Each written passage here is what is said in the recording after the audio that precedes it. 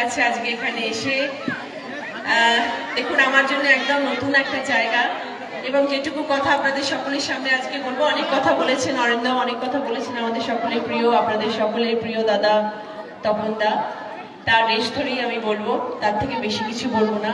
রাজনৈতিক বক্তৃতা তো দিতে জানি না, আপনারা সবাই জানেন, সেটা বলতে পারবো না। শুধু একটা জিনিস জানি, অনেক বিশ্বাস অনেক আশ্বাস নিয়ে আমাদের মা মাটি মানুষের দিদি, আমাদের জননেত্রী, আমাদের মাননীয় মুখ্যমন্ত্রী মমতা বন্দ্যোপাধ্যায় আমাকে আপনাদের কাছে পাঠিয়েছেন এবং সেই দায়িত্ব এবং সেই বিশ্বাস যাতে আমি অক্ষুণ্ণ না করতে পারি এবং আমি যাতে সেটা মাথার উপরে রেখে যাতে দিদির সব সম্মান ফিরিয়ে দিতে পারি, সেটাই আমার মূল কাজ এবং সেই কাজে যেন আমি উত্তীর্ণ হতে পারি এবং সকলের আশীর্বাদ চাই।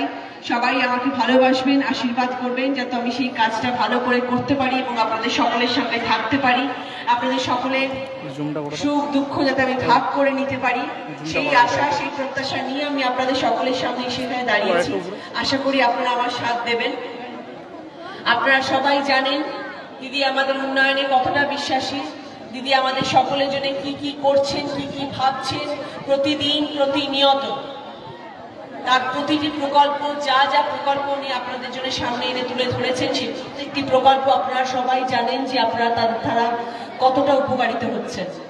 আপনারা প্রতিনিয়ত প্রতিদিন আপনারা জানেন আজ শুধু কন্যাশ্রী, শিক্ষাশ্রী, রূপশ্রী, কর্মশ্রী, সবুজ সাথী, স্বাস্থ্য সাথী, তার উপরেও তিনি সব সময় ভাবছেন আরো কি করা যায় আমার পশ্চিমবাংলার মানুষের জন্য। আমি আজ হুগলিতে আপনাদের সকলের সামনে সেখানে দাঁড়িয়েছি কারণ আমি জানি যে হুগলিতেও অনেক কিছু হয়তো আপনাদের বক্তব্য থাকবে, অনেক হয়তো কাজ আপনারা চাইছেন যেটা আপনাদের হোক, আপনাদের হয়তো অনেক আশা আছে, অনেক প্রত্যাশা আছে হুগলি জেলার জন্য, আপনাদের প্রতিটি নিজস্ব জায়গার জন্য। সেগুলো বলার জন্যও তো একটা মানুষের প্রয়োজন হয়, যাকে হয়তো আপনারা ভেবেছিলেন, অনেক স্বপ্ন দেখে আপনারা নিয়ে এসেছিলেন, সেটা হয়তো আপনারা সেই স্বপ্ন হয়তো আপনাদের পূরণ হয়নি। সেই জন্যই হয়তো দিদি আমাকে হুগলি জেলাতে পাঠিয়েছেন। আমি ভীষণ খুশি যে আমি আপনাদের সকলের সামনে এখানে আসতে পেরেছি এবং আপনাদের যা যা কথা, আপনাদের যা যা বক্তব্য, আপনাদের যা যা বলার আছে সব আপনারা জমা করে রাখুন আমাকে বলার জন্য, আমি থাকবো আপনাদের পাশে শোনার জন্য। এইটুকু কথা দিয়ে যাব আমি আপনাদের কাছে যে আপনারা যদি আমার পাশে থাকেন, আপনারা কখনো দ্বিতীয়বার ভাববেন না যে রচনাদি কোথায় গেল। রচনাদি সবসময় আপনাদের সাথে থাকবে, আপনাদের পাশে থাকবে, সেটা আমি জানি, সেই বিশ্বাসটুকু আমার আছে। আর সেই বিশ্বাসটা বোধহয় আমার থেকেও বেশি আমার দিদির আছে, যার জন্য উনি আমাকে আপনাদের কাছে পাঠিয়েছেন। সেই আশ্বাস সেই বিশ্বাস নিয়ে আমি আপনাদের সকলের সামনে আজকে এই কথাগুলো বলে যাচ্ছি এবং অনেক আশা নিয়ে থাকবো আপনাদের সকলের কাছে। আগামী লোকসভা ভোট 20শে মে আপনারা সবাই সপরিবারে গিয়ে জোড়া ফুলে ভোটটা দেবেন, যাতে আমার যে স্বপ্ন, দেখুন সব মানুষের একটা স্বপ্ন থাকে। আমাকে অনেকে প্রশ্ন করেছিলেন যে কেন আমি রাজনীতিতে এলাম, আমি তো খুব ভালো ছিলাম, দিদি নাম্বার 1 শুটিং টুটিং নিয়ে আমি কেন আসলাম। অনেক অনেক মায়ের এই প্রশ্ন আছে, হয়তো করছেন না এখন, মাইকটা নেই বলে আপনাদের হাতে, তা না হলে অনেকের কাছে এই প্রশ্নটা আছে এবং সবাই মাথা নাড়াচ্ছে যে হ্যাঁ এই প্রশ্নটা আছে আমাদের কাছে যে কেন। তার একটা কারণ আছে, তার কারণটা ছোট্ট করে বলে দিই। আমি আগে প্রেসে অনেক সময় কথা অনেক কিছু বলি, কিন্তু প্রেসে অনেক সময় অনেক সাংবাদিকদের অনেক রকম প্রশ্ন থাকে, তাদের আমি অনেক রকম প্রশ্নের উত্তর দিই, কিন্তু কিছু কিছু সময় কিছু কিছু জায়গায় ভালো কথাগুলো বলা হয় না, যত খারাপ কথাগুলো বা হয়তো ভুল ভ্রান্তি বা হয়তো মন থেকে খুলে যে কথাগুলো বলি সেগুলোকে ধরে সেটা নিয়ে বিশাল বিশাল বড় বড় করে গল্প বানানো হয়। সেটা ছেড়ে দিন, আমি সেগুলো নিয়ে মাথা ঘামাই না, কারণ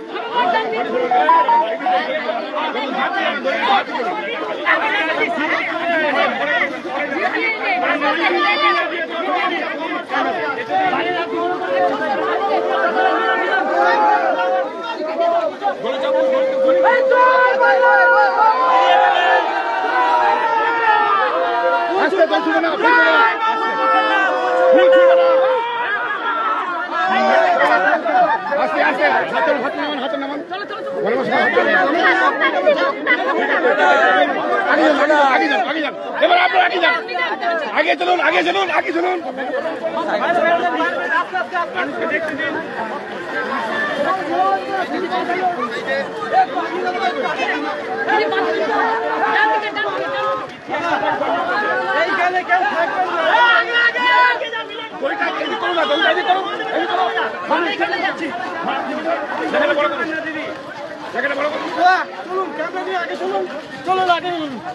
দাদা এই পজিশনে থাকবেন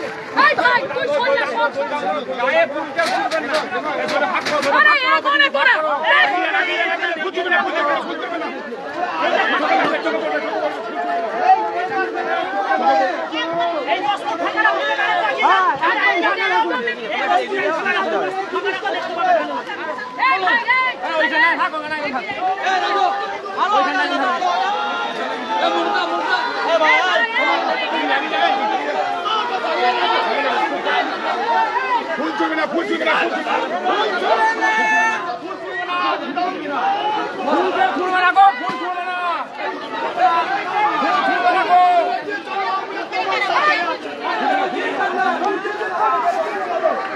ফুল চলবে না, ফুল চলবে না, ফুল চলবে না।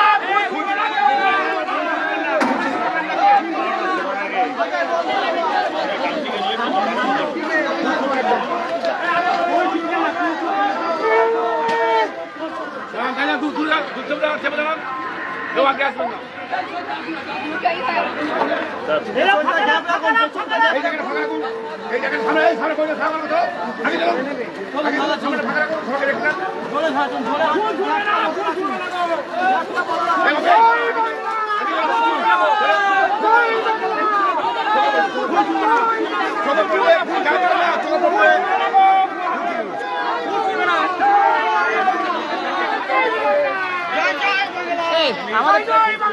আমাদের ফোন থেকে লাইভ করতে হবে, আমাদের ফোন থেকে দাও তো